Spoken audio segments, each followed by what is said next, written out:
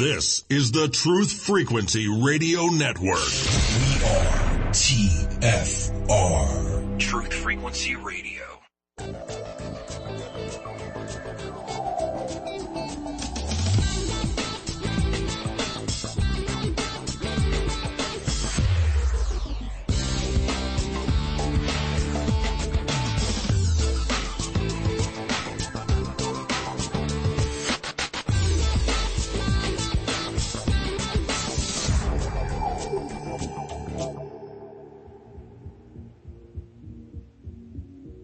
I've been a participant in some of the most insidious lies and witnessed to deeds that no crazed man can imagine. I spent years watching you from my lofty position to know that you were the one I could trust.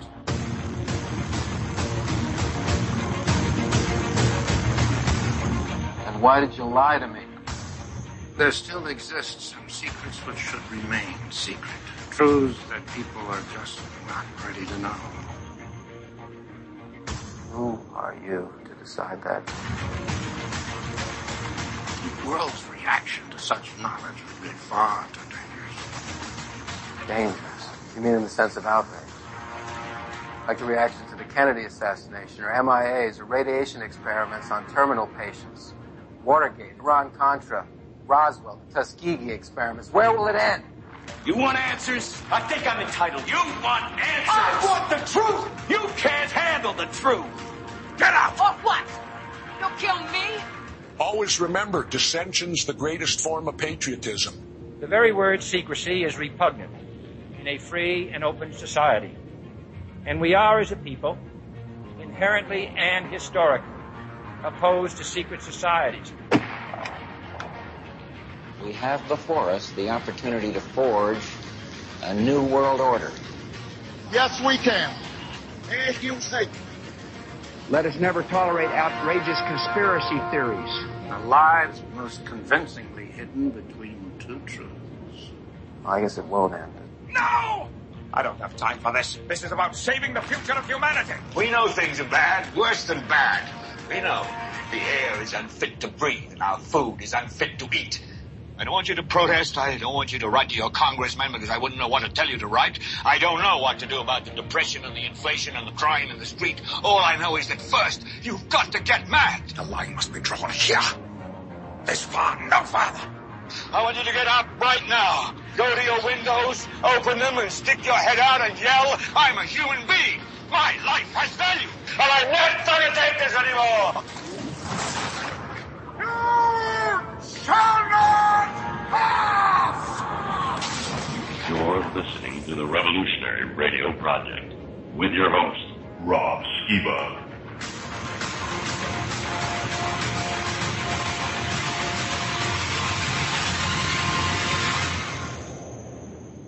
Hello and welcome to the Revolutionary Radio Project. I am your host, Rob Skiba, and I have to say it has been a very interesting week since our last show. Just to give you an indication, this is basically what's been going on inside of my head as well as on my Facebook page. Round, lad, round, lad, round, lad, round. Columbo, the world she's flat. The world she's round. She's flat. Look, King, she's round like the apple. She's flat like the pancake. Pasta fazooka. She's round, she's firm, she's fully packed. She's round like my head. She's flat like your head.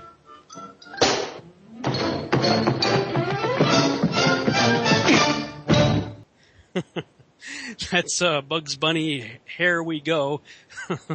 I've definitely been hopping down many rabbit holes with that whole deal. One thing I can say for sure, the issue is not nearly as cut and dry as I would have thought about a week and a half ago. Things are likely to get worse after tonight's show. Oh well, hey, what can I say?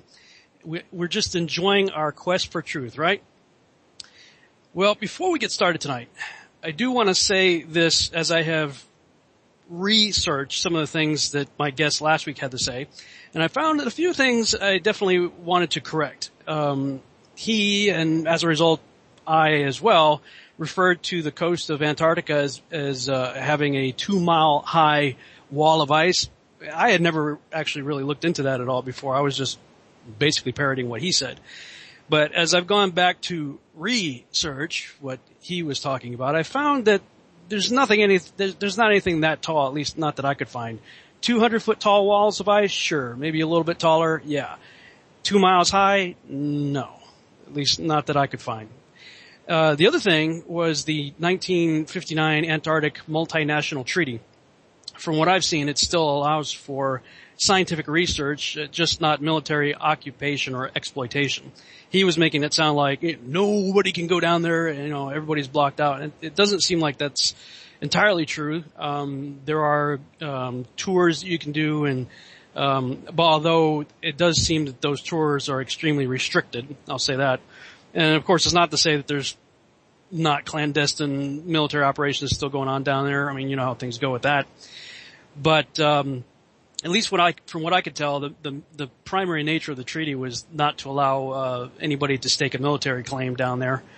And I have been hearing stories of people trying to go down there and do various things apart from what the carefully guided tours might allow them to do. And from what I've seen, it doesn't usually work out too well for such people. So, there may be some truth to its restrictions. It just seemed that it was a lot more locked down, the way Mark was trying to portray it.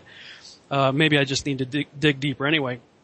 I just wanted to mention those potential corrections. Like I say, don't believe a thing I say or anybody else. Don't believe what anybody tells you. Always do your own research. And that may go for the content we'll be discussing tonight as well. We're going to be talking about some pretty interesting things tonight, I think. My guest is going to be Mr. Nick Redfern. Nick is the author of 31 books on UFOs, Bigfoot, lake monsters, the UFO crash at Roswell, chupacabras, the Hollywood scandal, including Memoirs of a Monster Hunter, Celebrity Secrets, There's Something in the Woods, Contactees, Final Events, The Real Men in Black, The NASA Conspiracies, Science Fiction Secrets, On the Trail of the Saucer Spies, Strange Secrets, with fellow Texas-based researcher and author Ken Gerard, Monsters of Texas. I'm going to have to ask about that. That sounds really interesting.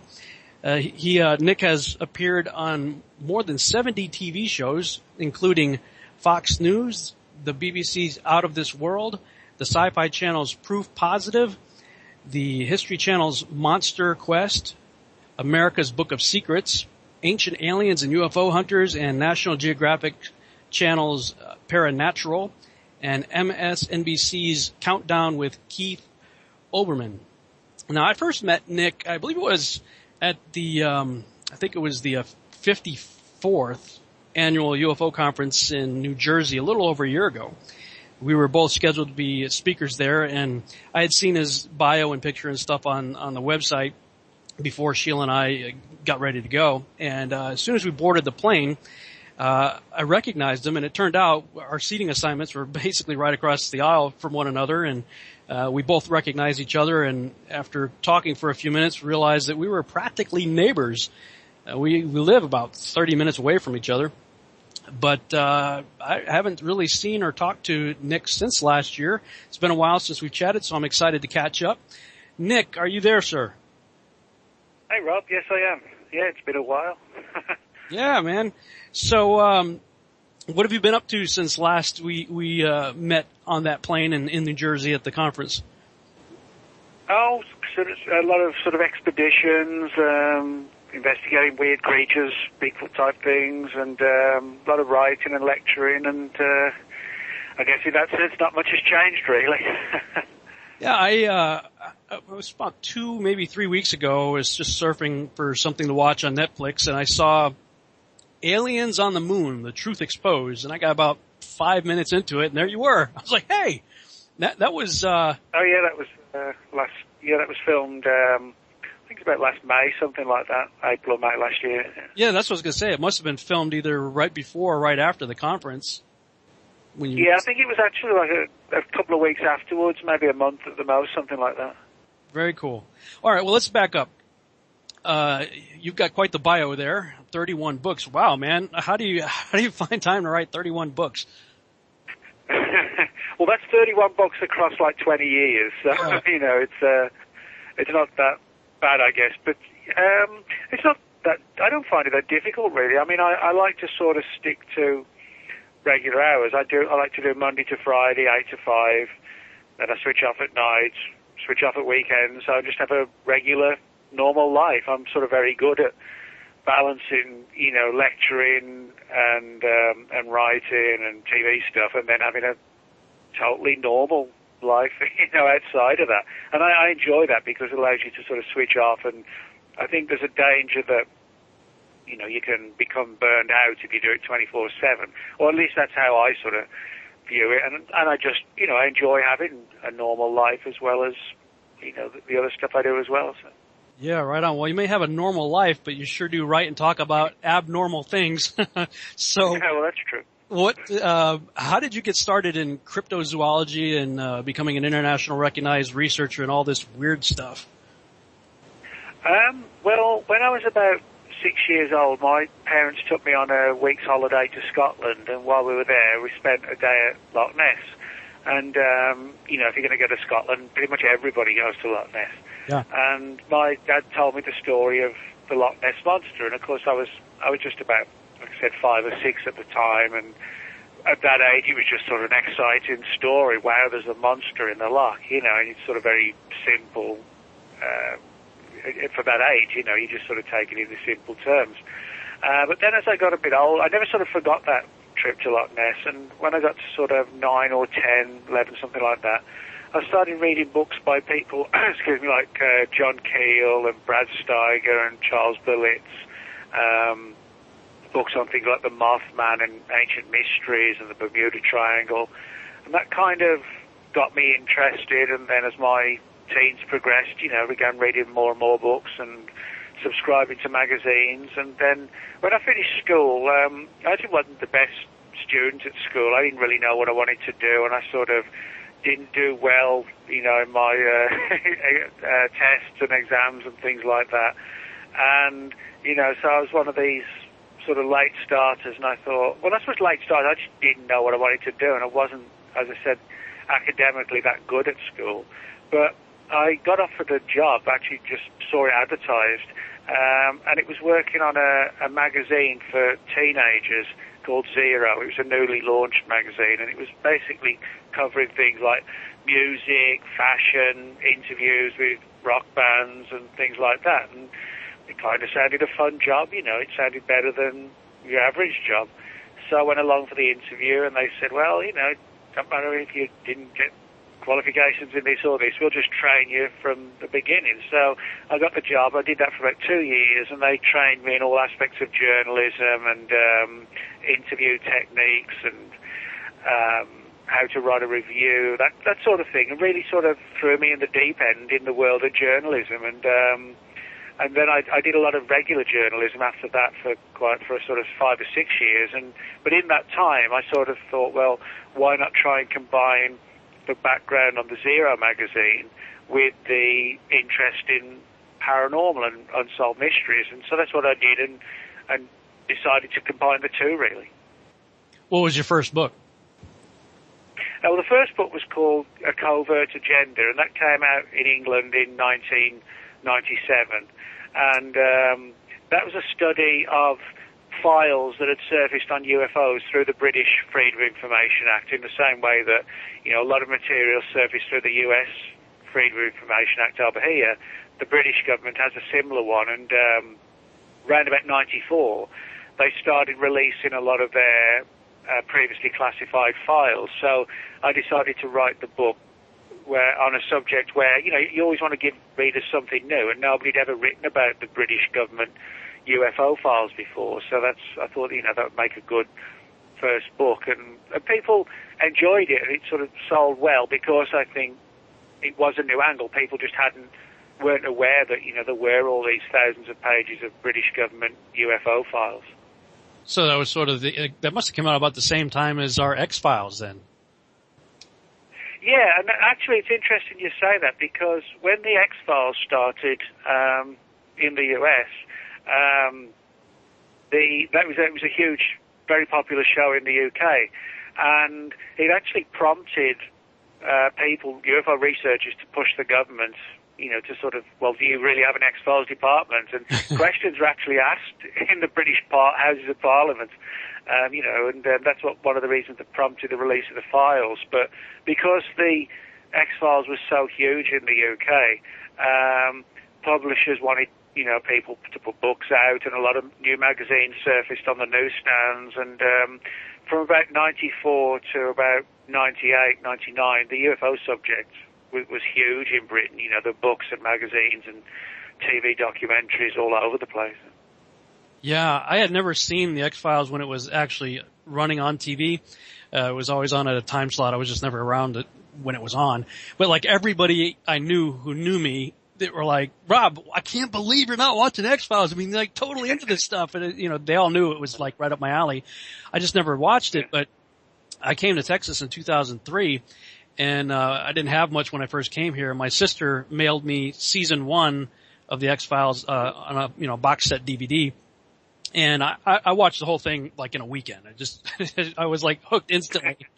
And I don't know that I would have picked up on this watching it week to week, season to season, but watching it back to back over, a whole season in a weekend, I noticed patterns, like the way the show was structured. And what I found was there always sort of like the weird freaky thing happened first, opening title credits, first commercial break, come back to Act 1. And in Act 1, there's usually that 5-minute piece of exposition where Fox Mulder usually sets up the episode. Such and such a weird thing happened in such podunk town in Georgia, 1973 or whatever. And then they go on with the episode. And when I noticed the pattern, I thought, I wonder. So I started Googling the keywords on some of the exposition that Fox Mulder would give. And not always, but I'm going to say quite a number of times, I would find the real life stories that the X-Files were actually based on. And, so not only did you have the entertainment value of the TV show itself, but for me it just became a whole new adventure in research. Did you find the same thing, or what was your take? No, you're right. One of the interesting things about the X-Files is that they actually did, or they were sort of inspired by real events. For example, the Roswell, the story of the Roswell UFO crash, 1947, that appeared in a lot of episodes. You had stories about the Chupacabra and so-called skinwalkers, these sort of creatures from Native American legend. And pretty much anything that had been the Jersey Devil, this strange creature from the New Jersey Pine Barrens, this old legend. And so, in other words, they actually did go out of their way to use. Obviously, it was a fictionalized show, but to use cases that were, real in terms of the real places and real events. And of course, they also did a good job of sort of demonstrating how an agency like the FBI works, in terms of going out and doing investigations and sort of methodically putting things together. But what I liked about the X-Files was that, they also had quite a bit of humor in it as well. Yeah. And a good playoff between the two main characters. It wasn't all just sort of dark and paranoid. There were sort of lighter moments, and they kept the show fresh. I think the only criticism I would really have, and it's a criticism I have of a lot of shows, is that it just went on too long. It's like, I kind of view it as like when a band goes on too long, they need to retire and stop, It was like that. I think it was let down by the fact that, they could have peaked and stopped around about 98, something like that, but, David Duchovny had enough, which is fair enough, he wanted to get out, and then they brought in the new characters, and it just, I think, for me at least, the final word, if you like, should have just been the original two, not chopping and changing it and whatever. But it'll be interesting to see what they're going to do with the new series, now it's coming back, and, if it's going to carry on in terms of storylines, or are they even still going to be in the FBI, or are they just going to be civilians, doing it on their own? I guess we'll wait and see. Yeah, I'm interested to see. I mean, I usually don't really get my hopes up too much on reboots, but every now and then, I'm pretty impressed. Like the reboot of Battlestar Galactica, I thought was pretty cool. So who knows? Maybe. But in your bio, you mentioned collaborating with another Texas author about monsters of Texas. What's up with that? Well, yeah, it's with a good friend of mine named Ken Gerhard. Ken lives down in San Antonio, and like me, Ken's interested in things like lake monsters, Bigfoot, strange creatures, that kind of thing. And I've known Ken probably about 11, 12 years, something like that. And we basically, at a conference, we thought about doing a book together. And, obviously in the internet age, it doesn't matter if he does one chapter and I do another, and he's in San Antonio and I'm in Dallas, it makes no difference. Yeah. You just put it together electronically. And so we decided, well, we both live in Texas, and I had sort of more resources on certain things like, certain creatures that we talked about in the book. And Ken had a lot of good resources on other ones, like from his perspective, chupacabra reports and things like giant birds and Bigfoot-type creatures. And I was looking at it from some other angles, like paranormal-type angles of strange creatures in Texas. So we decided to basically put the book together and, write our own separate chapters. And if we could add to each other's chapters, that would be great. And pull all our photographs and really try and do like a comprehensive study of all the reports of weird creatures in Texas. And the book includes sort of unacknowledged animals like Bigfoot or the chupacabra and lake monsters, but it also covers things where people reported seeing things like mountain lions roaming around on the fringes of Dallas and things like that, and alligators in the sewers, legends similar to the ones from New York. And so, in other words, we tried to cover strange animals and also out-of-place genuine animals, which, some of those stories were just as weird as well. So do we have a Texas Bigfoot? Yeah, there's actually, people think of Texas, they think desert, the tumbleweeds. Yeah. I mean, before I moved to the U.S., which was like 15 years ago, my impression of Texas was just from really watching like cowboy movies when I was a kid, I thought it was all cactuses and that kind of thing. But, as you know, from the Dallas part of Texas across towards Louisiana, it's like very heavily forested. Yeah. There's massive woodland, and not just going horizontally across, but all the way down, down towards like the big thicket and down to Houston that way, heavily forested. And the closer you get to Louisiana, that's kind of where we get more of like a proliferation of Bigfoot-type reports. And, they're pretty much similar to the more famous ones in the Pacific Northwest forest, like Washington State and places like that. Sometimes there's like a height difference. Sometimes they're not as bulky as, the sort of classic Bigfoot of, 8, 9 feet tall that you get from, as I said, Pacific Northwest. Sometimes they're sort of smaller and slimmer. But for the most part, they're sort of like a hairy humanoid creature. And what's interesting, you can actually go back to like some of the old Dallas newspapers from the 1870s, 1880s, and find reports then, long before the term Bigfoot existed, but when they were talking about sightings of so-called hairy wild men. That's how they referred to them, sort of like 130, 140 years ago. But if you read the reports, it's clear they were talking about sightings of what today, people would call Bigfoot. So it's intriguing that, the skeptics often say, well, this is, why didn't we hear about Bigfoot before the last 40, 50 years? Well, the fact is we did. It's just the name didn't exist, and unless you go digging in a lot of old, obscure 140-year-old newspapers, you wouldn't know. But there are actually a lot of really good reports, and from Texas, of people seeing these type of creatures. The famous one, known as the Wild Man of the Navidad, and again, it's like an 1800s era case, and it's like a classic Bigfoot story that sort of rivals the ones we hear of today even. Wow. Right here in Texas. So like in Tyler, heading from like Tyler east, is that what you're talking about? Yeah. yeah, the sort of Tyler, Jefferson, that sort of area. We get a lot of reports from those areas. And, you know, it would make sense if these creatures are sort of large, ape-like animals and they need cover and they need a good food supply and water. Well, sort of boggy areas where there's streams and creeks and rivers, that kind of thing, and there'd be sort of a large amount of wild animals to feed on, you know, smaller animals, that kind of thing, and also to hide. You've got those are sort of the perfect ingredients, and you know, and it makes sense that if they're going to exist somewhere in Texas, it's obviously not going to be like on the plains of Lubbock or Amarillo or somewhere, you know, that's just not going to work. Yeah. But certainly where, you know, there's massive forest land, which there, as you know, there is on the east side of Texas, I mean, it would be the ideal place, really. Well, we got about a minute before we go to break. What do you think they are? What are they? Are they just an offshoot of man, or what's your take on them?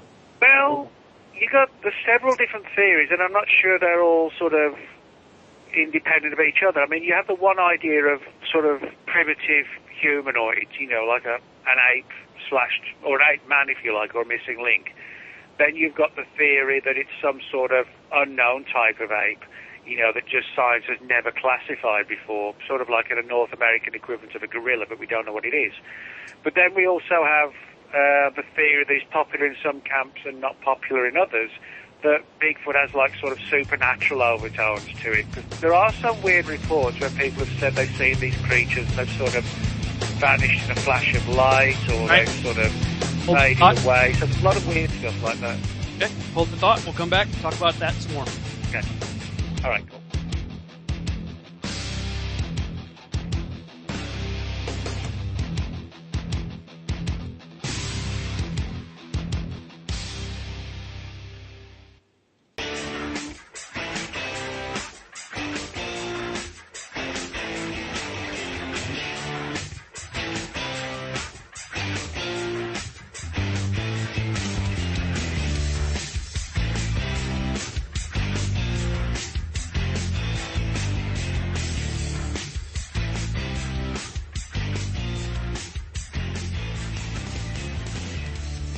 And we're back on the Revolutionary Radio Project. I'm your host, Rob Skiba, and tonight we're talking with Nick Redfern. And right before the break, we were discussing Bigfoot in Texas. Do you think there are maybe as many of these types of creatures out there as, say, black bear or other similar creatures in every state? Do you think they're like everywhere?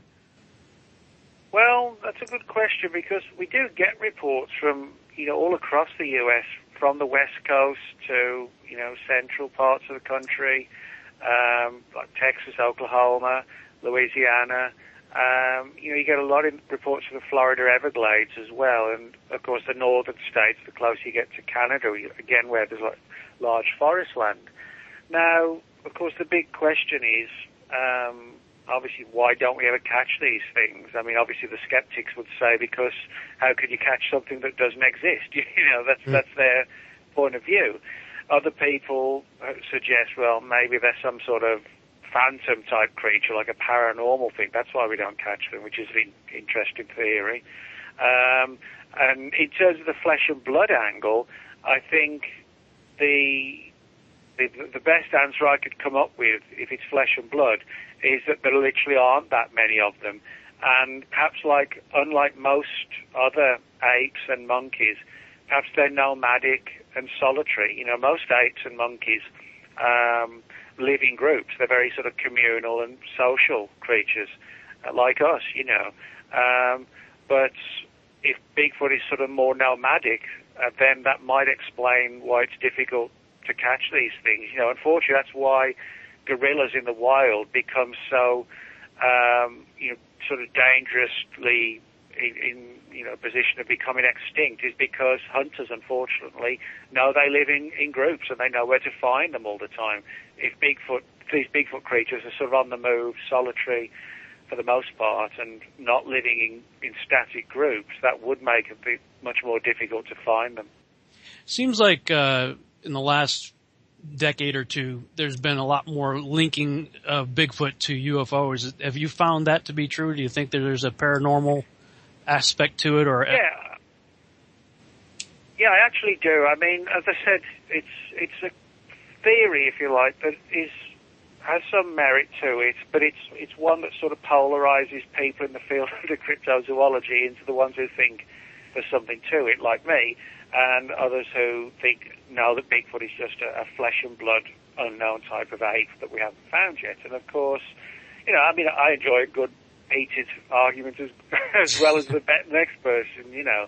and you do get that in this field of, like, the whole paranormal aspect of Bigfoot. But, I mean, the thing I always say is that even if there's only a small number of paranormal themed reports, then we should address them. Unfortunately, a lot of people say, well, the witnesses were either mistaken or they were hoaxing or fantasizing, whatever. But I don't think it's that easy to write off when there are literally hundreds of reports of people saying they saw Bigfoot in conjunction with strange lights in the sky, or, as I said earlier, that people have said they've seen these things literally sort of fade away or vanish in a flash of light. Or, you know, that people have been following footprints in the snow and the prints have just come to an end as if the creature's just vanished. There's also reports of Bigfoot-type creatures almost sort of affecting the nervous system of people. Let's just say when people get too close to these things, they can almost sort of zap us and temporarily paralyze us and scramble our minds while they escape from the area. Now, you know, as far as we know at least, no regular apes can do that. You know, there's never been a report of a gorilla disappearing in a flash of light. So why is it that, you know, sort of out of every 100, there are a couple, you know, a handful of reports where people do report that? And I think, you know, I've always said to people that the most important people in the subject are the witnesses. And if they're telling us this, then the responsibility is on us to investigate these cases, not ignore them because it might not fit well in somebody's belief system. We've got to address these anomalies, even if they don't sit well with the idea that it's not just, you know, a flesh and blood ape or whatever. Yeah, I appreciate that you said that. When I was talking about the top of the show last week, I did a whole show on flat Earth theory, which when you first hear it, your knee-jerk reaction is like, that's ridiculous. That's so stupid. I can't even believe anybody's talking about it in the 21st century. Which, to be honest, was my knee-jerk response to it as well. But it is true. Condemnation before investigation is the height of ignorance. And so I think you're right. I think whenever these things come up, you know, it's worth the time to do the investigation. Now, if it is completely bogus, it'll manifest that usually pretty quickly. But like in the case of this flat Earth thing, what I found is after literally it's all I've been looking into for a week and a half. Like, that's all I've been doing from the time I wake up to the time I go to bed. And I'm finding, man, this is just not nearly as cut and dry as I previously would have thought it was. And I suspect it's probably the same with everything that you have looked at for the last 20-something years. It's not as cut and dry. Well, yeah. I mean, I found there's enough data to suggest that Bigfoot exists, but I don't think there's enough data to say it's just an unknown ape. You know, there are these anomalies, and, you know, and I think the problem is when people start dealing with belief systems and they don't like their belief systems questioned, you know, they get defensive and arms get folded and voices get raised, you know. It's what happens is that it becomes more about defending a belief system than it does actually looking at all the facts. And, you know, I don't pretend at all to know what Bigfoot is, but I absolutely do think these things exist because there's a high percentage of credible reports. Yeah. But I do sort of move towards these paranormal aspects. I think, you know, there's a legitimate aspect to it, but I don't pretend to understand what it is or why it is. Only that's what people report, and so we've got to follow the path of what they're saying. Yeah.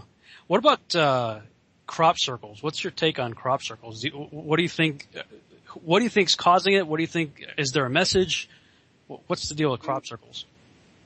Well, yeah, crop circles are interesting and controversial. I mean, I grew up in England, and so when the crop circle thing began in the 1980s, you know, I followed it closely, and And through the 90s, I would often go down there in the summer months and just see the new formations. And they look impressive when you see them in a book or a magazine or a TV show.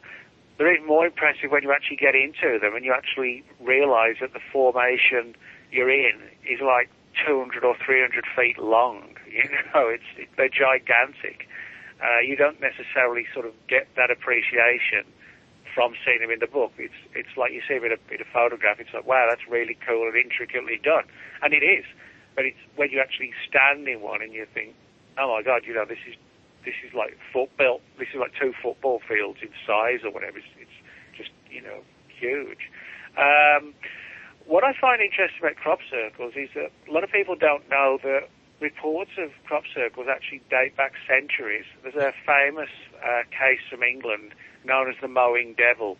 If you Google the mowing devil, you'll see this old paint or drawing of this weird little goblin-type creature standing in a circular area of flattened ground in an English field. And this dates back from, I think it's like the 1600s.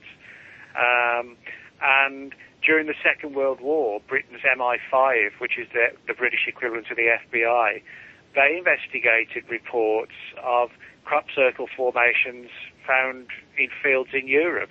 And they came up with this intriguing theory that they were coded patterns left by German spies for Nazi bomber pilots who would sort of see the messages as they flew overhead, and they would have like a key that would allow them to decode the formation. The message might be bomb London at midnight, approach from the northeast, that kind of thing. Now, the theory was never proved, of course, but what's interesting is that we know from the official records that have been declassified that people were seeing crop circles long before the term crop circle existed, and even at the height of the Second World War. And the Germans thought we were making these formations as a coded message, and we thought the Germans were making them.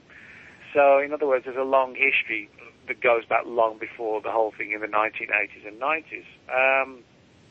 There are a number of different theories. I mean, I think the one theory that I don't believe, which is the one that at first glance a lot of people think would be the logical one, is that the ground is flattened by a UFO landed. It's not like that, because a lot of the patterns, if it was just circular patterns of ground, I guess you could say, well, yeah, a circular-shaped flying saucer is going to flatten the ground. But when you've got formations that are, designs that look like insects and writing and planets and things like this, then clearly that's not the imprint of a UFO. So we have to look at other scenarios, and the theory that kind of interests me, because a lot of the crop circles seem to sort of point messages and warnings to things like ecological destruction and the end of the world and that kind of thing. And one of the things that interests me is the whole sort of Gaia idea or scenario. The Gaia scenario is that the Earth itself is like some sort of intelligent living entity. It's not just the planet we live on. It actually is, like I said, like a living thing itself with some form of consciousness. And so the idea is that perhaps these crop circles are a manifestation of the Earth hitting back at us, the most destructive, creature on the planet, and essentially creating messages for us as a way to try and curb in, what we're doing.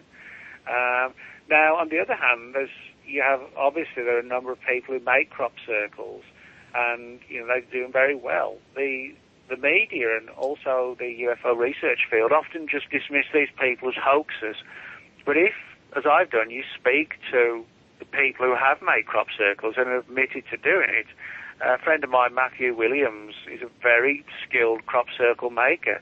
But what a lot of people don't know is that people like Matthew, and including Matthew, have said that they felt when they started making crop circles, they felt compelled, almost as if something was channeling, like a higher intelligence was channeling them to make these formations. So in other words, Matthew actually fully believes that the crop circles he was made, that essentially some sort of alien intelligence, whether extraterrestrial or something from here, something more stranger, actually sort of mainlined into his mind and wanted him to make these formations, possibly as a means to have people thinking about what they might mean.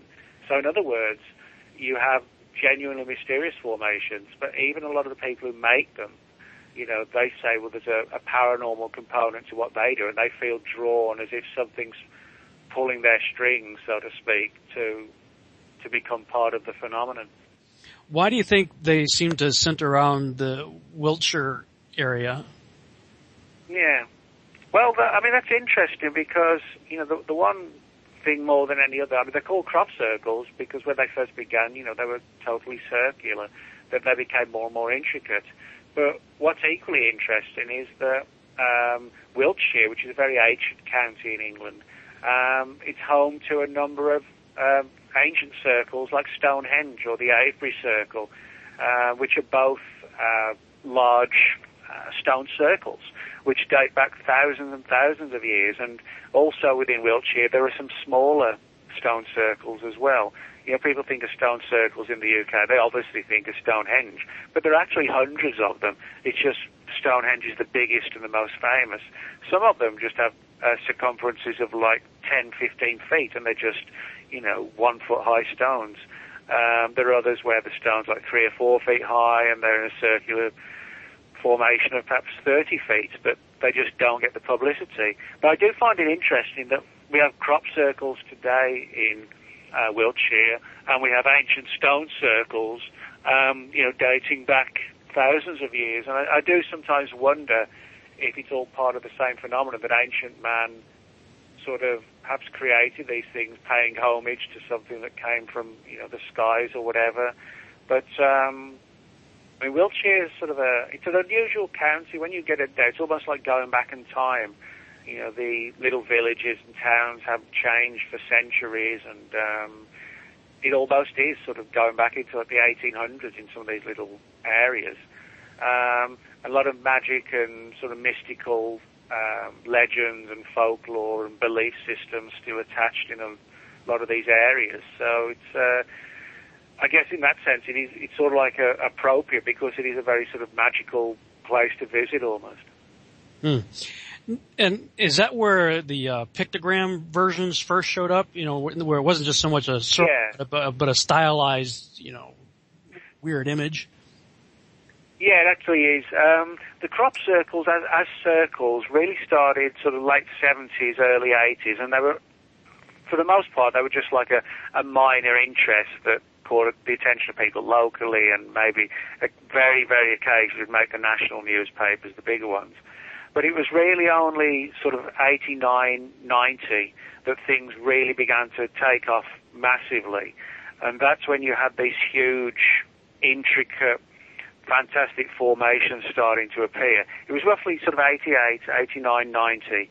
It was like a crazy time then. And even, I mean, the BBC had teams out there at night, you know, scouring the fields, and the British Army were helped out to try and figure out what was going on with night scope equipment, that kind of thing. And it was major headline news, and that continued. But I think the main reason was because the formation suddenly jumped from being regular circles to being the most fantastic things you can imagine. Now, when people say, oh, it's all just people making them, it's very often the people who say that actually have never bothered to actually go out to these places and check them out.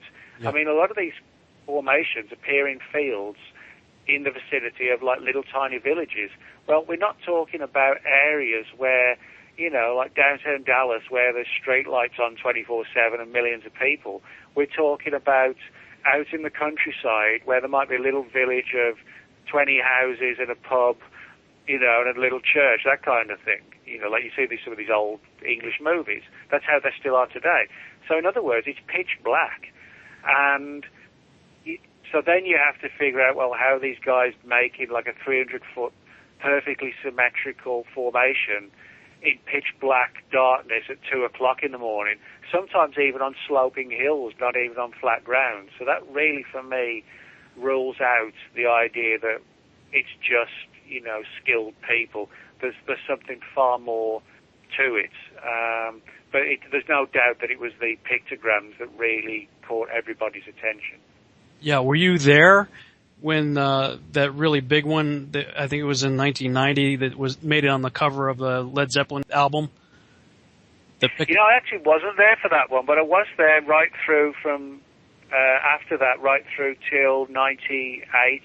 I pretty much went down every year for at least about sort of 3 or 4 days, because I didn't live that far away, just a couple of hours drive. And so probably about 5 or 6 years in a row, something like that, I would go down and just sort of get a bunch of photographs of the new ones and check them out and get pictures and speak to the locals. And what's interesting is that one of the aspects that started to crop up round about 92, something like that, was that people reporting seeing strange balls of light hovering and moving over the crop circle, both during the day and the night. We're not talking about sort of classic flying saucers or anything like that. They were sort of gleaming balls of light, anywhere from the size of literally like a golf ball up to a tennis ball or a little bit bigger, maybe even like the size of a soccer ball or slightly less. And they were extremely sort of reflective. I wouldn't say illuminated, like on fire, but highly reflective, like a reflective mirror, that kind of thing. And they seemed to be under intelligent control, or they were some sort of intelligent energy themselves.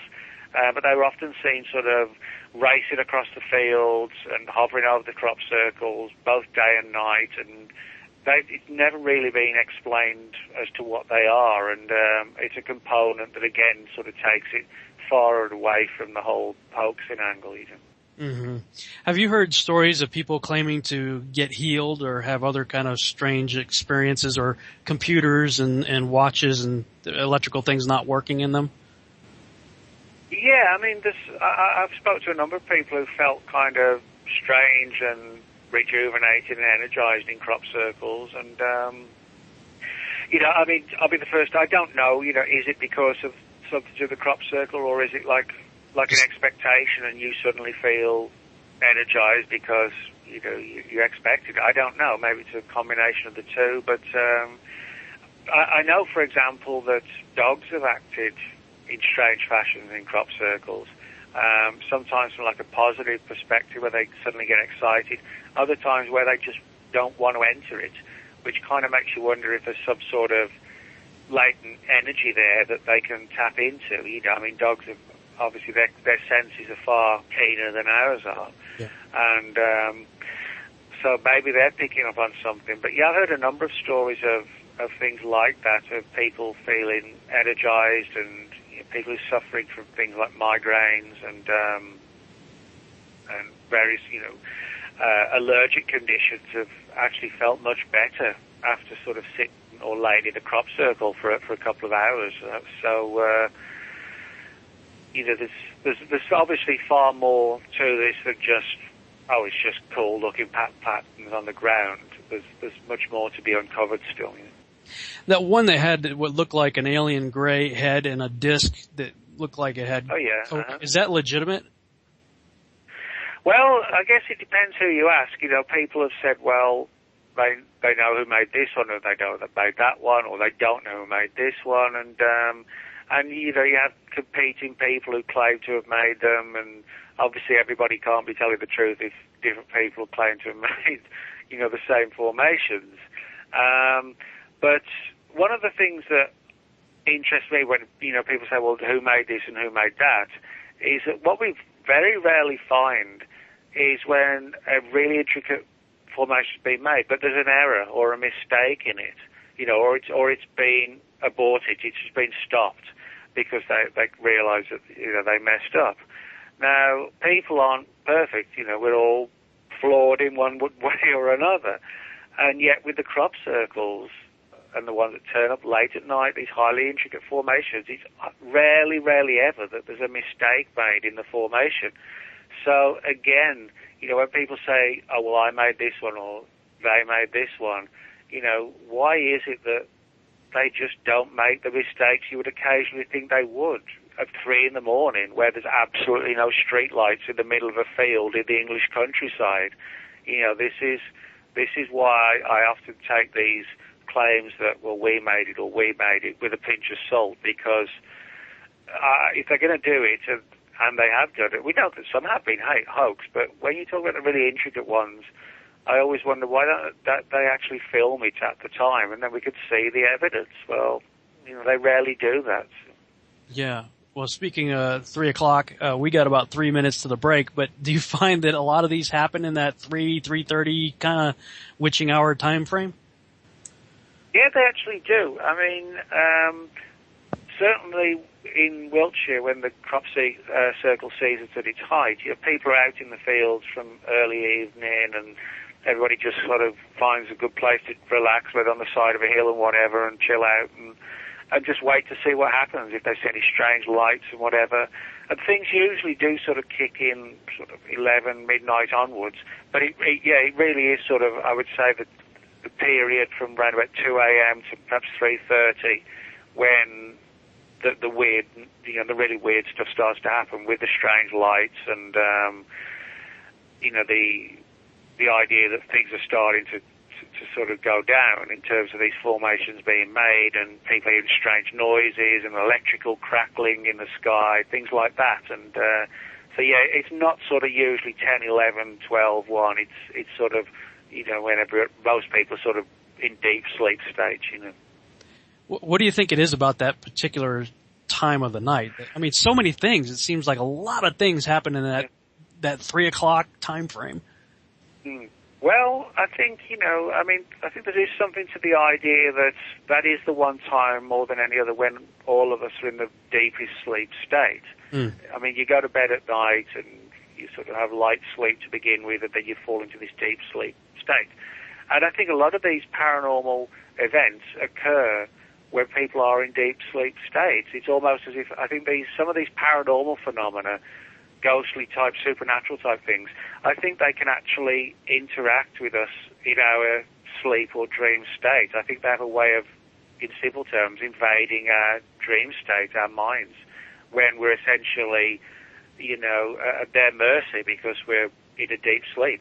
And I think that's possibly why also some of these events occur in the early hours of the morning. Whether you're awake or not, you're not at your full alertness, and you're perhaps more susceptible to something actually being able to get its grips into you and manifesting before you. So I think that might have something to do with it.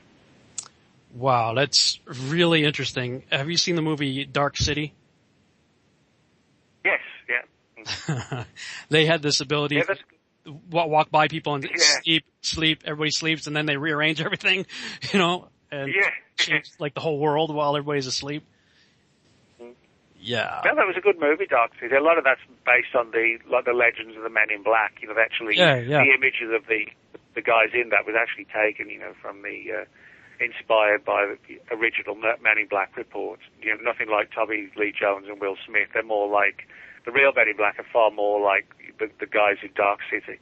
Yeah. All right. Well, with that, we're about ready to go to break right now, and I definitely want to address 3 things: Shadow People, Derby Hat Man, and the Men in Black. Yep.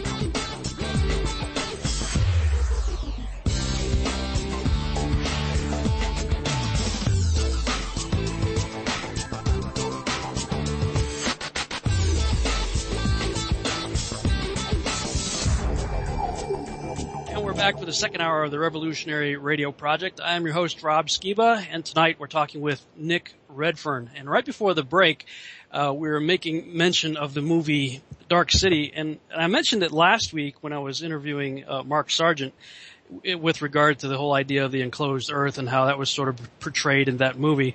But he made a statement, he says, great movie, and I said, I don't want to go there. And I never really finished why I said that, but the reason I said that, I enjoyed the movie too. I really liked it. But when it first came out, it freaked me out so bad because of the derby hat kind of dudes floating around in the movie. And the reason that freaked me out is because I've had experiences with what I call Derby Man and the shadow people. And actually kind of a funny story. My now ex-wife, was getting up for work the next day, and she went to work before I did. And I was laying on my side, on my left side, and the door was behind me. And it was a rainy day. And she had gotten ready for work and had a trench coat on and like a bucket hat that you might wear like at the beach, you know. And I'm laying on my side, and you get that feeling like somebody's watching you, you know. And I just kind of turned around real slow, and she's leaning in to kiss me goodbye as she's getting ready for work. And all I saw was this trench-coated derby-looking silhouette coming at me. And I pulled a Scooby-Doo and went to the bottom of the bed, you know, zoinks, you know, shaking at the bottom of the bed, screaming. And she's like, "Oh, you're a real good protector." And I felt like such a schmuck, but she didn't understand. I mean, we laugh about it, you know, we laughed about it quite a bit, but I was like seriously freaked out because that movie was a little bit too real for me. Because they did this whole thing with the sleep and, you know, it would rearrange everything and do weird stuff. And the reason it freaked me out is because for years I had experience with, shadow people, awaken, you know, or like they would, the sleep paralysis and strangling me and the whole deal. And I thought I was crazy for a while there until she actually saw it. She saw it on me one night and freaked out about it. And other people who were in that house, had experienced them as well. So, you know, it validated, okay, I'm not the only one, and other people. And I was writing a script. This was probably 1997-ish, I think, 97 to 99, somewhere in there. I was writing a script called The Shadow People, and I was listening to Art Bell on Coast to Coast, and he had Open Line Friday, and some guy somewhere in the country called in, you know, east of the Rockies or whatever, and said, "You know, Art, I'm having these weird experiences with, I don't know what else to call them, but shadow people." And as he says that, I'm looking at my screen with the title of my script, Shadow People, and I'm like, "Oh my God, you gotta be kidding me." And all of a sudden, Art Bell's phone lines just lit up. His board went like crazy. People calling in from all over the world, and I actually got through. I was one of the callers that got in, told my story as well, and Art was freaking out about it. Because it was, you know, it was the first time anybody had really talked about it that publicly. And he said, "You know what, we're really onto something here, so I'm going to have my webmaster create a section on the website. Everybody, whatever you believe you have seen, draw pictures of it and submit it to my webmaster, and we'll post it up on the website." So people from all over the world were drawing pictures of these shadow entities, and quite a few of them were drawing the picture of the derby hat guy. What is the deal with the shadow people and the derby hat guy?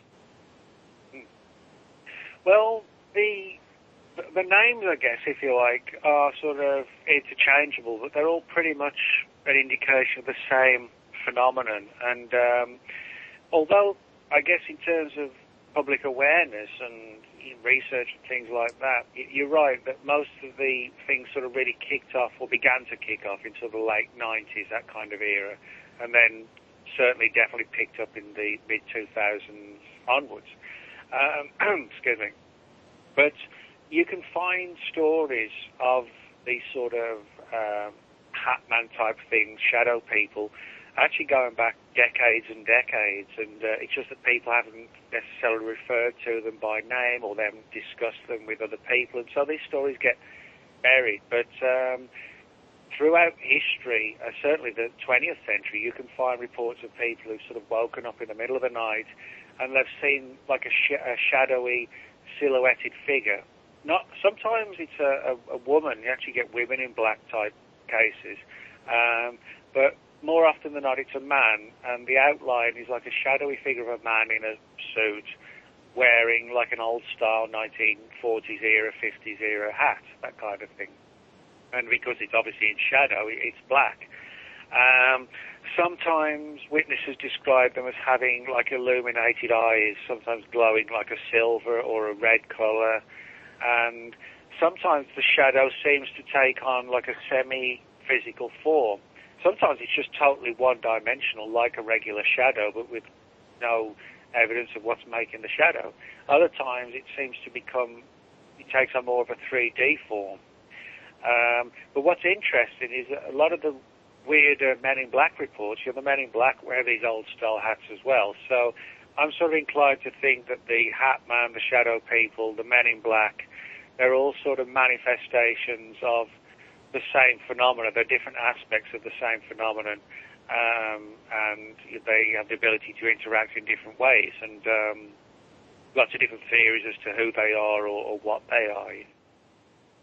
Of course, I come from a Judeo-Christian background, so for me, it goes to the demonic type realm, because any time that I've ever encountered them, if I invoked the name of Jesus, that thing it was gone.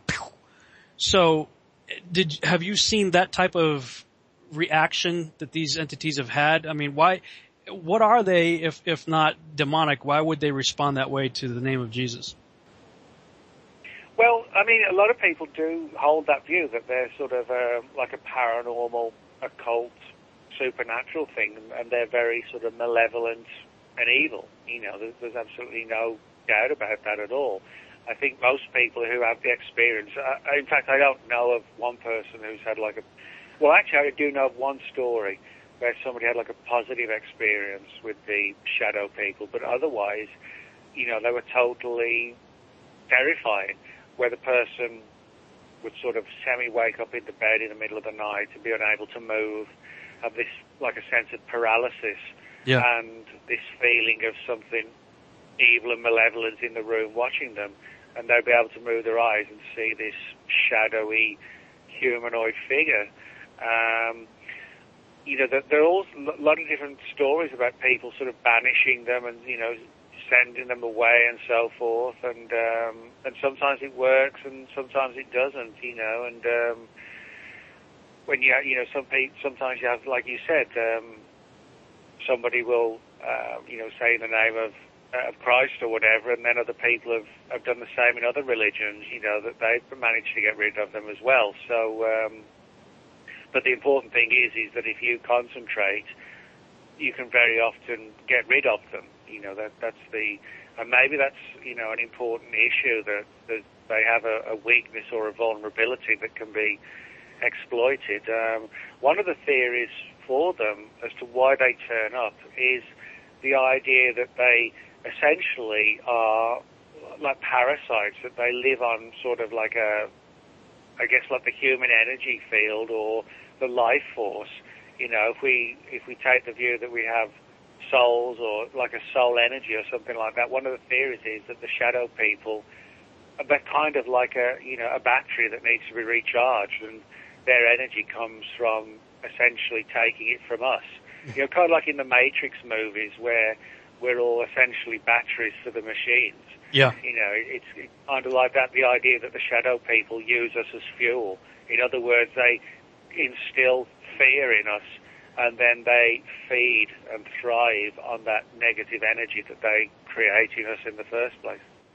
I'd have to say I would agree with that idea of fear must be the food that they're after, because they certainly generate an awful lot of it.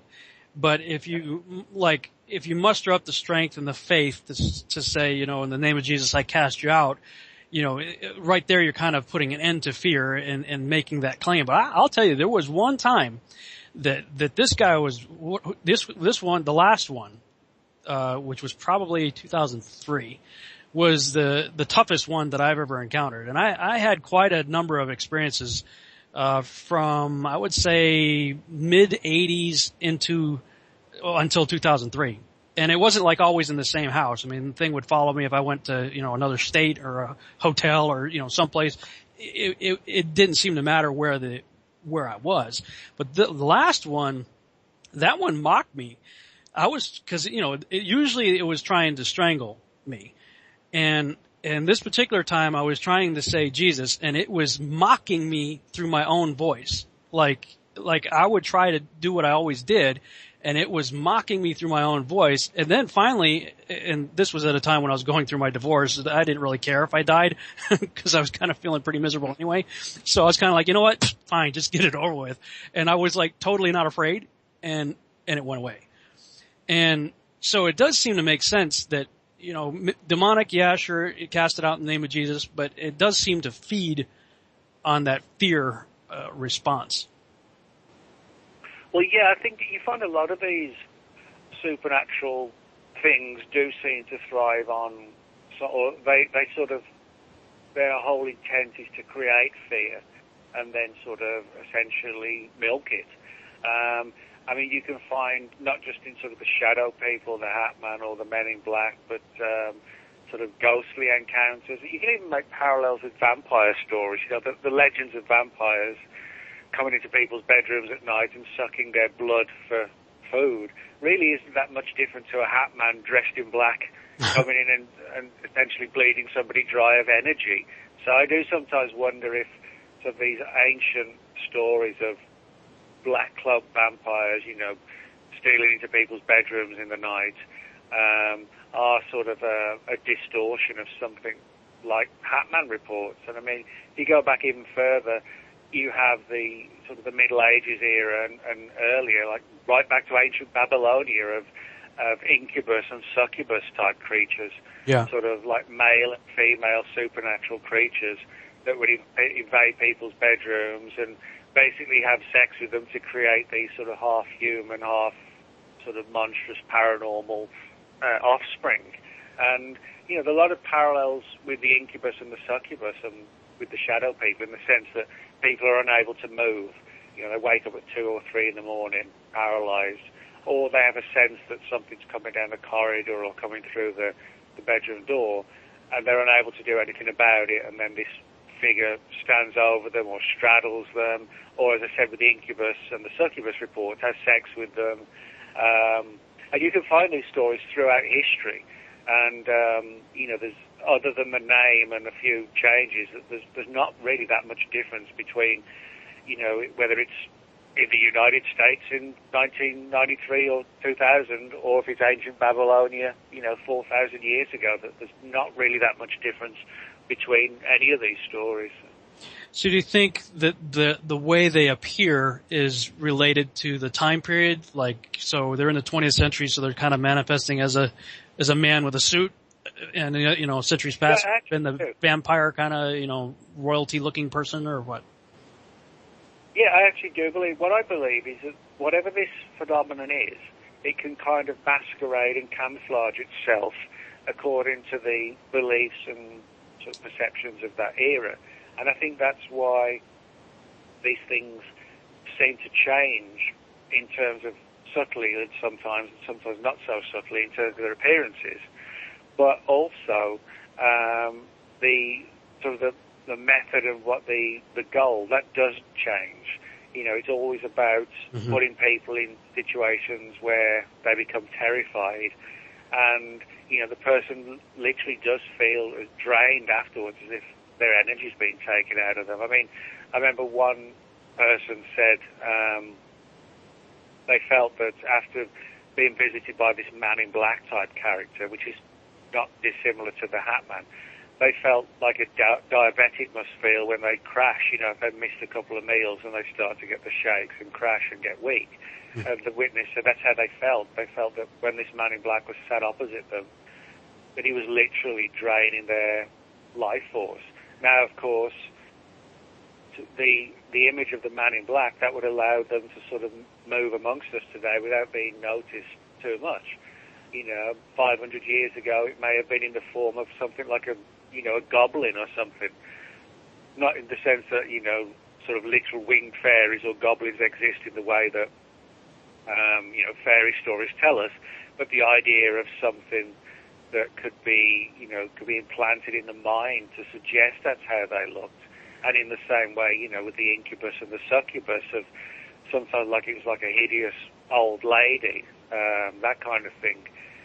It may be that we've never really seen them in their genuine form, but they're able to take on sort of archetypal imagery of like an old hag or a man in a hat, and they use these symbols time and again to suit the period or the location. That was what was really weird. I didn't have the derby hat guy. I didn't see very much, maybe once or twice. I remember drawing a picture of him in probably around 1985 or 86 in one of my classes. I was just doodling and I drew a picture of him. And as far as I knew, nobody else was experiencing this stuff. And then, when I joined the Army in 87 and ended up getting my duty station at an Air Force base, I met a guy named Dave and we started talking about weird stuff like this and then he starts talking about shadow people and I was telling him about my shadow people and then we both kind of got quiet like this is like the first time we ever encountered somebody that had a similar experience and it was almost like in stereo at the same time. We were like, did you see the hat guy? It was like, it came out at like the same time. And, so yeah, I mean, it's weird. It freaks me out. And when that movie Ghost came out with, Patrick Swayze and, Demi Moore, that didn't help matters much. The way they depict. Well, there's actually, I don't think you've seen it. There's a film called Shadow People. It came out about 3 years ago. It's a pretty good movie, really. I mean, a fictional movie. It's a pretty good one. Yeah, my sister told me about it, and she says, "Oh my God, you don't want to see it because it may be a little too close." You probably don't, actually. I like sleeping at night. Call me crazy. So, okay. But, yeah, I mean, go ahead. But it's a pretty good movie, then. Okay. You make reference to, when you're talking about the Men in Black, you always say the real Men in Black. What do you mean by that? Are you talking about what we're talking about or something different? Well, when most people think of the Men in Black, you know, their sort of imagery comes from the Men in Black movies with Will Smith and Tommy Lee Jones. The idea of these guys who wear black suits and sunglasses and sometimes hats, and they work for this sort of classified government agency, or even some agency that the government doesn't even know about. It's buried so deep, it's like its own rogue agency, if you like.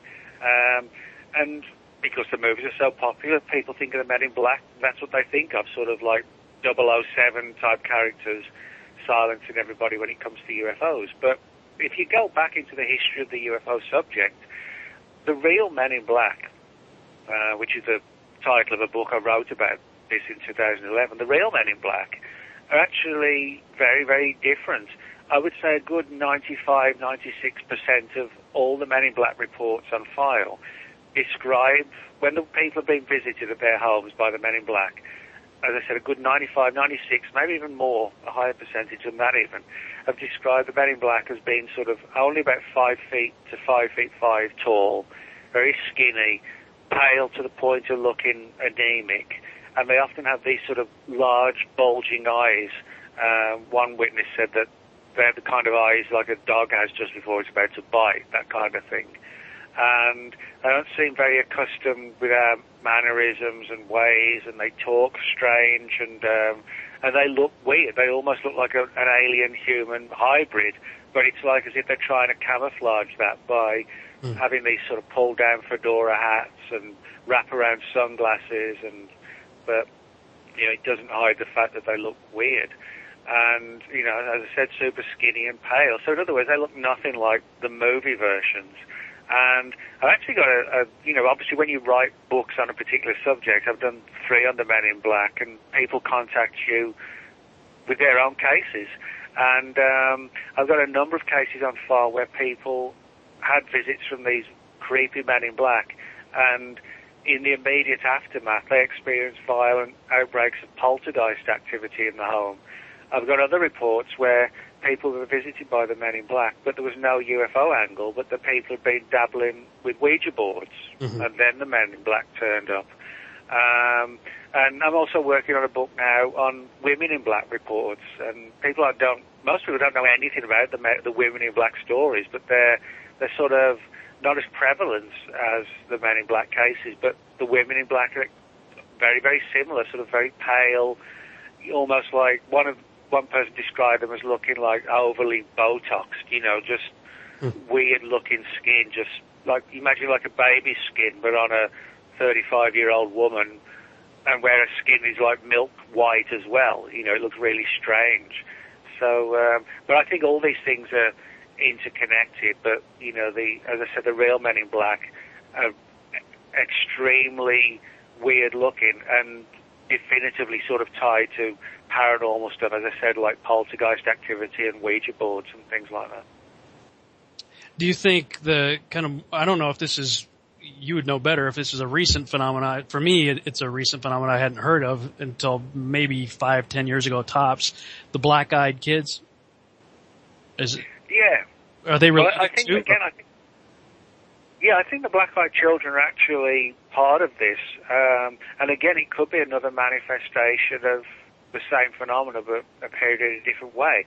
I mean, for example, the black-eyed children act in very similar ways to the men in black and the women in black. That's to say, people often get a knock on the door late at night, say 11:30. Now, most people, the first thing you're going to do is obviously look through the spy hole to see who on earth's knocking on your door at 11:30 at night. Yeah. But people with the men in black and the women in black, it's almost as if their common sense factors have been controlled, and they let these people in and sit down, and they let them interrogate them essentially and threaten them.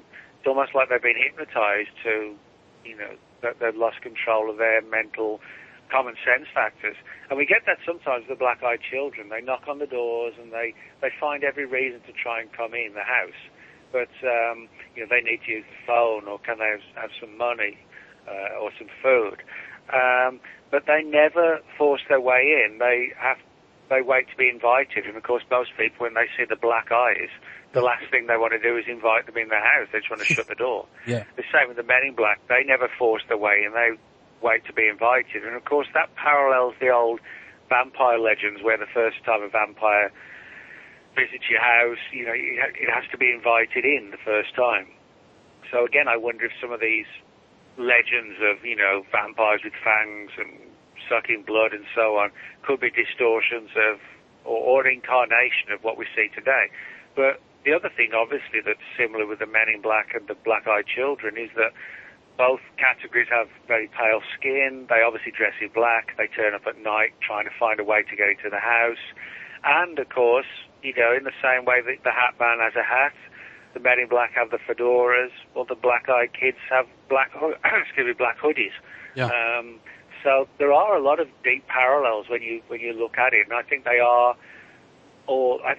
supernatural in origin, and I think they're all a manifestation of one essential thing that possibly can sort of alter its appearance or camouflage itself. So they went from kind of an aristocrat look to a 1950s business look to hip hop. Yeah, exactly. But I mean, in one, it sounds kind of amusing, but on the other hand, I mean, the thing with the men in black, the fedora hats and whatever, people would look twice if they saw somebody walking on the street like that today, But in other words, they very often appear in a way that allows them to blend in quite smoothly. For example, the Men in Black reports are really at their height in the 50s and the 60s. Mm-hmm. They started in the 40s in a trickle, and I still get a lot of reports today, but certainly nowhere near as many reports as researchers would get back in the 50s and 60s. Now, of course, in that period, most of the guys did wear suits and did wear hats to work, fedoras, those kind of hats. It was what all the guys wore. Then sort of 70s onwards, that kind of trailed off.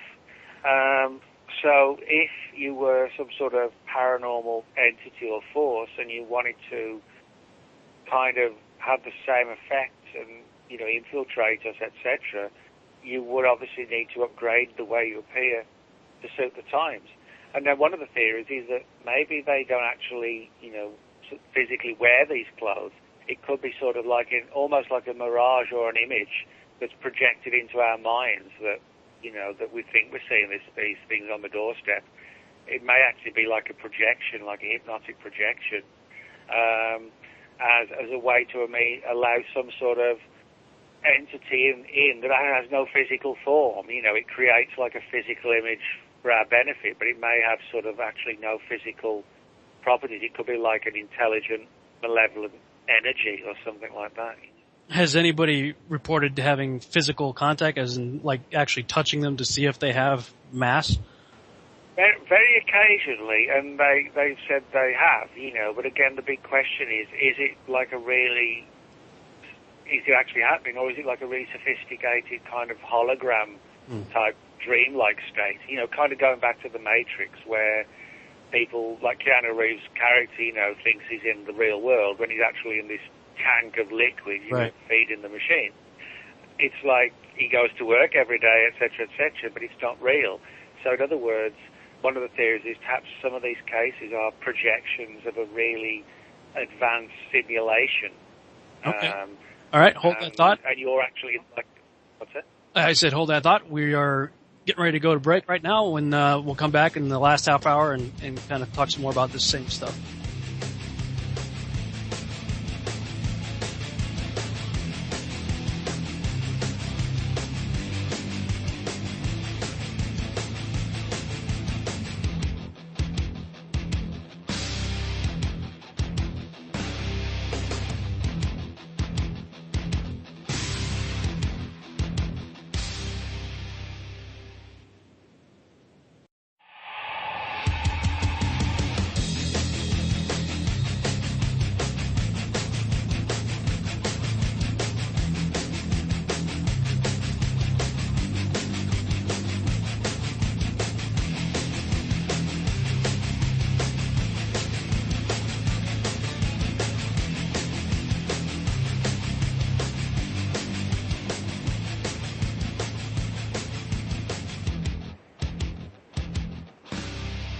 We're back on the Revolutionary Radio Project for the final half-hour segment here. I'm your host, Rob Skiba, and tonight we're talking with Nick Redfern. Nick, how are, or are they, maybe I don't know if they are or not, how are the Men in Black affiliated with NASA? Well, there's sort of like two categories of what people would call Men in Black. There's the ones where 95, as I said, 95, 96, maybe even more percent of this sort of weird paranormal aspect. But then there is a very small percentage that do sort of mirror the whole angle of the movie versions, where, you know, there are sort of classified hidden groups that possibly operate outside of even, you know, congressional oversight and that kind of thing, that even the government itself doesn't know about them, but they're sort of the ones who really keep tabs on the UFO subject. And there are some stories about, like within NASA, or sort of classified space programs that even NASA itself may not know about, where there are stories of people sort of being threatened by guys in black suits. Now, one of the things I think, ironically, what might have happened is that some of these agencies, these sort of unacknowledged agencies, as I said, the ones that aren't sort of subject to congressional oversight, and that possibly even, as I said, the government and the various known agencies don't know anything about them. I think what they may do is possibly they may exploit the legends of the real Men in Black stories and actually sort of put on the black suits and the hats if they want to threaten people, because it acts as a good camouflage, as a cover.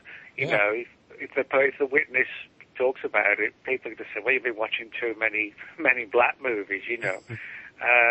So in other words, it gets a little bit complicated in the sense that we have these creepy, weird, real Men in Black, and then somebody may well have thought, well, hang on, we don't know what these things are, but we can actually exploit the legend to our own ends and as a means to keep witnesses quiet. So that's what gets it sort of really complicated. There could be actually more than one kind of Man in Black sort of roaming around silencing people. Capitalizing on the urban legends. So yeah, exactly. You in the bio there, I referenced the NASA conspiracies. What are you talking about there? Well, that was a book I wrote in 2010, and it deals with all the sort of various theories of cover-up and things like this that have been made in relation to NASA. I mean, one of the most fascinating things that I found when I was doing the research was how when the Challenger space shuttle, exploded in January 1986, a big investigation was launched by the FBI because a number of people contacted the FBI claiming to know that or claiming, I should say, that the shuttle had been sabotaged. And now, as far as we know, it wasn't, but the FBI launched, as I said, an intensive investigation because these were stories were coming in from all across the United States. Actually, one story right from here in the heart of Dallas. A guy contacted the Dallas FBI office to say that he worked in the video industry, and he said that he thought he'd seen something that looked like a small object hit the huge fuel tank and ignite it. And so, in other words, the conspiracy here was that, or the theory was at least, that it was like the work of terrorists or something like that, rather than a tragic accident. And so a lot of the things I cover aren't sort of UFO conspiracies. It's like where, there's like a little known one. Most people don't even know that. And the FBI have now actually released their file through the Freedom of Information Act on their investigations of the Challenger explosion. It's sort of fascinating and a weird story of how there were these different theories that it wasn't a tragic accident. And I also talk about other ones in the book, like, for example, the Face on Mars controversy, this huge formation. There's some people who think that there could have been sort of like clandestine manned missions to Mars to actually check it all out, missions we don't know anything about. Of course, that gets into really controversial areas when you start talking about, like, an alternative space program that runs alongside NASA's program, and possibly a program that NASA knows nothing about. That's sort of the theory, is that NASA has legitimately gone to the moon, but maybe with advanced technologies, somebody else has a far more covert space program, and they've checked out things like this, this controversial Face on Mars. So there's a lot of weird stuff surrounding outer space and conspiracies and things like that. Yeah, when it comes to conspiracies regarding NASA, I'm if we did go to the moon, I don't believe we went the way they showed us on TV. I tend to really not accept the footage that we were shown. But I was watching that Netflix special that I saw you on, Aliens on the Moon, The Truth Exposed, and there's that whole other side of it where supposedly they found all kinds of really weird stuff on the moon: antennas, dishes, bridges, bases, covered domes that have been caved in. What's your view on all of that? First of all, do you think we actually went to the moon? And if so, what do you think the deal is with all that weird stuff? Yeah, I do think, I don't believe the moon landings were hoaxed at all. I really do believe we went to the moon. But there's no doubt that, a lot of the pictures that have come back from the moon do seem to show genuinely weird looking formations and structures that, when you look at them, it's hard to deny that they look like they've been created by something with intelligence. They're not just sort of random rocks lying here and there. And what's important is that the reason why we have these photographs is because NASA has put them in the public domain. But unless somebody's willing to take the time to go through literally thousands and thousands and thousands of images, you wouldn't even know they existed, And to their credit, a couple of people actually done that, and that's how we've got these photographs that seem to show like spires and, in some cases, what look like factories and generating plants and things like that. And of course, that's given rise to two particular theories. One, the idea that there could be extraterrestrials, have outposts on the moon, or could it be evidence of some sort of secret space program from right here on Earth, and we're responsible for building these sort of bases and outposts and technologies, or could it be a combination of the two? But I know some people might find that sort of controversial, but I would urge people to look at the images, because you can find a lot of them online. And it's like a lot of these pictures coming back from Mars now, with weird things in the pictures. Again, with some of those, it's hard to deny the idea that they're just random rocks or whatever. Yeah. I took some screen captures from that documentary of Buzz Aldrin. I mean, what the heck? Did you ever get to meet him? No, I've never met him, no. He's got like all these weird pins on his jacket and strange rings and like a crystal bracelet. And, I mean, it's like, what is it? Did you see that? What he was wearing in that documentary? No, I honestly don't remember now what he was wearing, no. Well, I posted on my Facebook. Maybe you can check it out later. I'm like, either this guy's really just eccentric and strange, or he's trying to send a message here, or I don't know. It just kind of seems weird to me. They addressed something else in that documentary that I've always been intrigued by, and that's the whole possibility of an Apollo 20 supposedly finding a woman or women, depending how they look at that. What's your take on Apollo 20 and that female that they supposedly found? Yeah, I mean, there's a number of stories like this. Basically, for people who aren't aware of it, it sort of focuses on the idea of like covert missions back to the moon that followed on from the original Apollo missions from 69 to 72. And there is footage, controversial footage, pictures of what is supposedly like a dead alien that the astronauts found. You know, I mean, if there have been covert missions to the moon, whether by, you know, an acknowledged agency or some super secret agency, I actually wouldn't be surprised if that has happened. You know, I wouldn't fall down in a dead faint, I would think. You know, I mean, but the reason I say that is because, you know, we went to the moon, 69 to 72, and then there were going to be all these plans for building like outposts and installations on the moon, and then it would be like a staging point for manned missions to Mars from the moon. But then it all came to a crashing halt, and, you know, we're actually further back now than we were then. It's like if we want to send out, you know, there actually isn't like a U.S. manned space program anymore. You know, the U.S. wants to send astronauts into space. Basically, they've got to ask the Russians, you know, to hitch a ride on one of their craft. You know, the space shuttle's retired. We have no way to put, you know, U.S. astronauts into space. There is no space shuttle anymore. And to me, it kind of seems strange that with every other aspect of technology, whether it's like the internet, computers, weapons, everything's massively advancing. But it's like we're led to believe that the space program is actually going in reverse, essentially.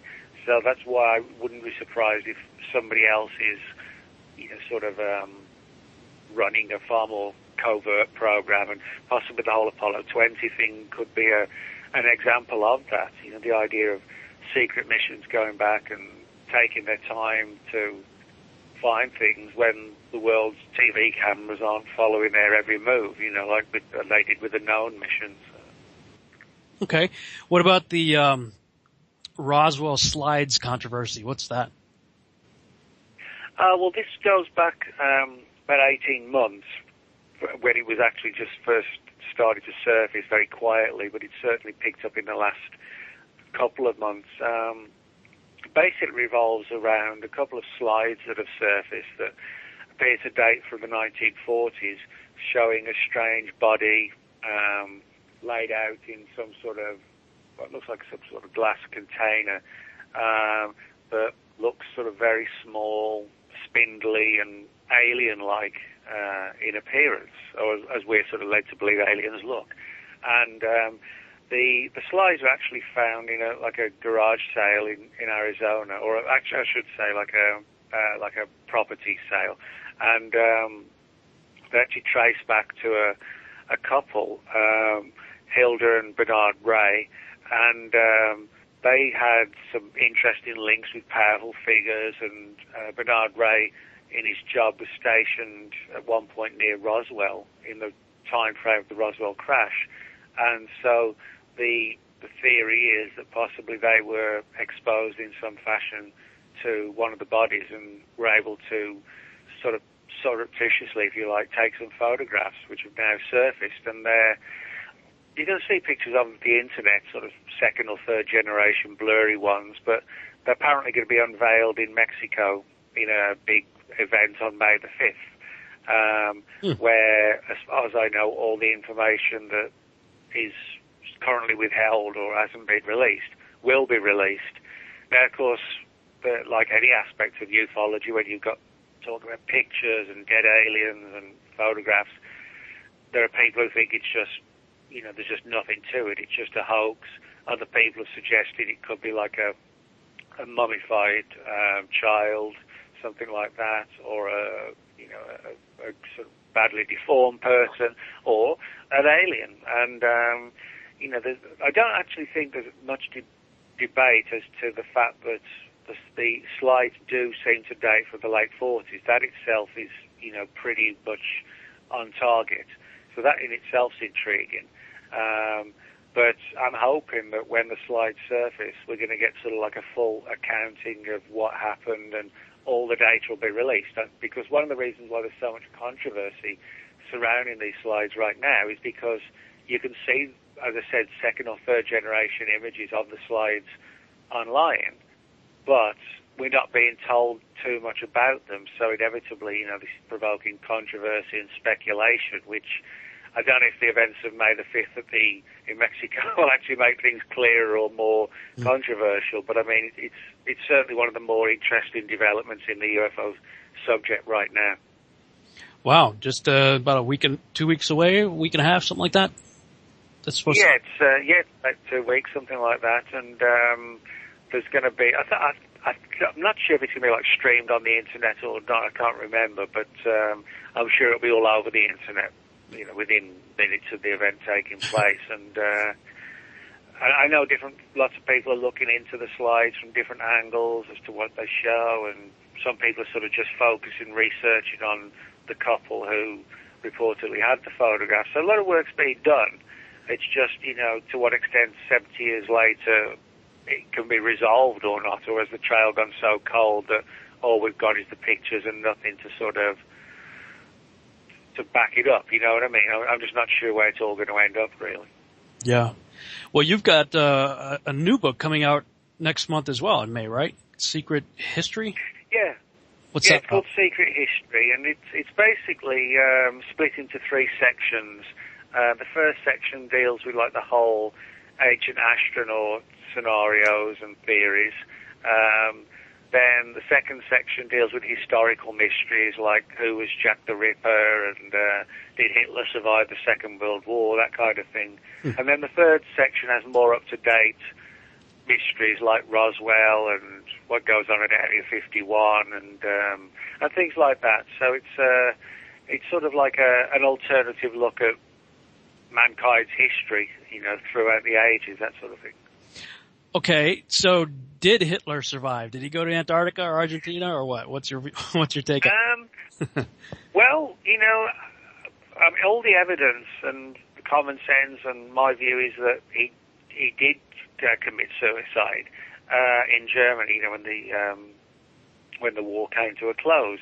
However, if you read the files that are surfaced through the Freedom of Information Act, the FBI, for example, have an extensive file that, again, they've declassified now, that addressed all the different theories that Hitler survived the war. And there actually were some really interesting stories where the FBI were told about how he'd supposedly taken like a classified journey to South America in a Nazi submarine and been secretly given new identity in South America, and they investigated the FBI investigated these rumors very, very closely and seriously. They didn't write them off. They dug into them deeply. They didn't find proof, but the mere fact that they took the story seriously is interesting. And some people in the files were absolutely adamant. They were saying, we know he survived. So it's one of those things that's still wide open, I think. Yeah, and then was in the 70s reports or whatnot of the Boys from Brazil. That movie came out. Yeah. What's that kind of added to it. But I mean, obviously, even if he did survive the war, there's no way he'd be alive now. He was born in the late 1800s, 1890 something. He'd be like 115 120 now. But yeah, wasn't the rumor I boys from Brazil were supposedly like clones of Hitler? Yeah, that's right. They were making sort of clones of leading Nazis and that kind of thing, which I guess that's the sort of thing the Nazis would want to do, you know, sort of bring back the so-called master race, as they called it. But you know, they weren't that masterful of a race if they lost the war. So. All right, so with all the research you've done and what, 2 decades now, yeah. What has intrigued you the most? What's your sweet spot? Well, actually, one of them would be the Men in Black mystery. I mean, as I said, I've written 3 books on the subject, doing one on the women in black, and, you know, I still get a lot of stories from people who've had these sort of creepy encounters. And the other one, I've been on a lot of expeditions to Puerto Rico looking for the so-called chupacabra. You know, we get a lot of these stories from here in Texas, as I'm sure you know, but the original chupacabra reports kicked off in Puerto Rico in the 90s, and as I said, I've been on a lot of road trip style expeditions to the El Yunque rainforest in Puerto Rico and interviewing local people, ranchers, police officers, veterinarians, all have had some sort of role in this subject. And I've been to Puerto Rico many times now, from 2004 up until 2013 was the last time I went. And it's sort of, you know, a fascinating, weird mystery of this strange creature that can reportedly sort of drain animals of blood and feeds on blood, etc. So that's one of my other big interests as well is the chupacabra. So with all these various cryptozoological entities and creatures and whatnot, you've obviously interviewed and gotten lots of reports from people, but have you seen anything firsthand? Well, the closest I've sort of come to seeing something firsthand is finding, for example, like, you know, Bigfoot tracks and prints in the woods, that kind of thing. Or hearing what are called tree knocks. For people who aren't aware of it, where people see Bigfoot, they often hear these sort of tree knocks as if these creatures signal each other. You know, like very loud banging on trees in the middle of nowhere in the woods, you know, 30 miles from civilization or whatever, and people are looking for these creatures, and suddenly there's like this strange grunting or whatever, and then these knocking on trees as if they're using like a large piece of wood to hit the tree trunk. So, you know, when you hear things like that, which I actually have, and you come across tracks and you get plaster casts of footprints, then it really does make you think, wow, you know, what if these things really are sort of within 20 feet of us? They blend in, you know, animals are good at hiding and blending in, and we don't see them. We go blundering around and not realizing what's just, you know, out of view. So that does really kind of make you think, wow, maybe something is here, and I haven't seen it. Maybe it is just in, you know, sort of stone throwing distance. Who knows? How weird would that be, huh? You're out. Well, it would be kind of cool, but better have your camera you know, ready. kind of, well, that's right. I never go anywhere without a camera. But, I guess the thing is, though, of course, you never know how you would react if you were confronted with like an 8-foot-tall ape. You know, it's like you might just stand there staring at it, totally forgetting you've got your camera. You know, it's kind of like when somebody sees a car accident, you know, a violent car accident. They don't always react the way they should. You know, the police ask them, what did you see? And they can't remember. You know, their mind's in a whirl, or they just stand there staring instead of thinking to call 911. You know, the things that you would expect yourself to do, where you sit and calmly, rationally think about it, often go totally out the window when you're placed into that sort of sudden, stressful situation. So I might just sort of stand there staring at it, and then it lumbers off, and then I think, oh no, I forgot to get the camera out. That's why you need to mount a GoPro on auto on your head. Yeah, exactly. No way it's just running when you're looking at it. So, yeah, that's a good idea, actually. Yeah, you're right. Well, I mean, why not? GoPro has about as many accessories as you can imagine. Yep. We got about 3 minutes left. How can people get a hold of your materials, get a hold of you, check out all the stuff you have? Well, I have a blog called World of Whatever, and the address is Nick Redfern 40, which is F-O-R-T-E-A-N, nickredfern40.blogspot.com. Or if they type my name into Facebook, they can reach me there as well. And I also have an Amazon page where people can find out about the books. And I'm also on Twitter as well, so there's plenty of ways if people want to share information or if they've got questions and, they're looking for help on something. I'm always, happy to sort of do my best to answer questions or, give advice, that kind of thing. So. And you're always on the job, so to speak, so if somebody has a report of something weird or freaky, they can contact you and let you know about it? Yeah, and if it's something that, I'm not personally fully aware of or I've ever investigated, generally there's somebody I can refer them to who can help them, and I've always sort of got a few lectures going on. I'm speaking on the first weekend in May at the Ohio Creature Conference in Ohio. I'll be speaking about my cryptozoology investigations. Then the following weekend I'll be at the for the MUFON, Mutual UFO Network group in Arizona, in Phoenix, Arizona. I'll be speaking for them. And then at the end of the month, I'll be at Joshua Tree, California, speaking last weekend of the month at called the Contact in the Desert Conference. That's the last weekend in May. Then the first weekend in June, I'll be at the Ohio MUFON Conference. So I've got quite a packed schedule over the next 5 or 6 weeks, really. But I enjoy that. I enjoy sort of conferences, traveling and, hanging out with everybody. It's, it's cool to do. So. Yeah, definitely. Do you have videos also, or just the books? No, I don't have video. Mainly just the books. And some of the books, they're all available in paper copy and Kindle. Some of them are on audio as well. And so, people can pick them up that way. So. Okay, well, wonderful. We got about 30 seconds left, so that's probably about it. But hey, man, great talking with you again. It's been about a year, and I really appreciate you coming on the show. Oh, I appreciate you having me on. Thanks a lot, Rob. Yeah, man. Let's not be strangers. I'd love to talk to you some more. No, definitely. Yeah, definitely. Excellent.